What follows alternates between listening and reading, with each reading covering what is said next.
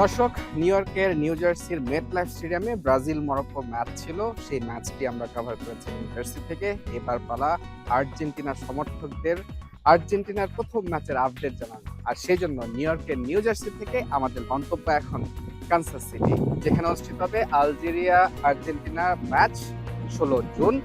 আমরা new York থেকে Kansas যাওয়ার গল্প আপনাদের সাথে শেয়ার করি।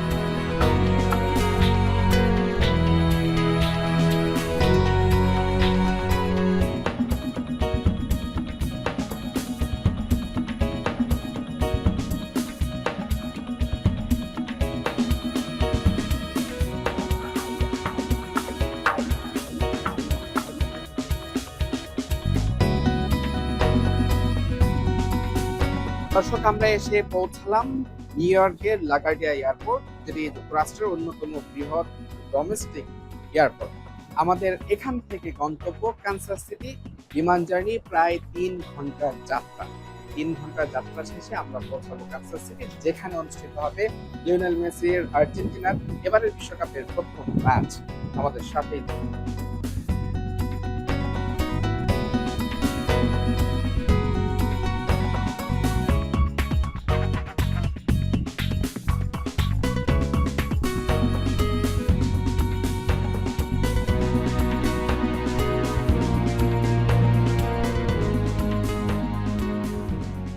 সিটি, যেখানে মেসির আর্জেন্টিনার এবারের বিশ্বকাপের প্রথম ম্যাচ আলজেরিয়ার বিপক্ষে। এবারের বিশ্বকাপের একটা ভিন্ন চিত্র আমরা দেখতে পাচ্ছি, যেটি নিউ ইয়র্কের জন এফ কেনেডি বিমানবন্দরও দেখি। দর্শক, এখানে পুরো বিমানবন্দরে কিন্তু এরকম বেশ কিছু আয়োজন আমাদের চোখে পড়েছে। মিলিয়ে কানসাস সিটিতে মনে হচ্ছে বিশ্বকাপের উন্মাদনাটা বেশ ভালোই জমবে।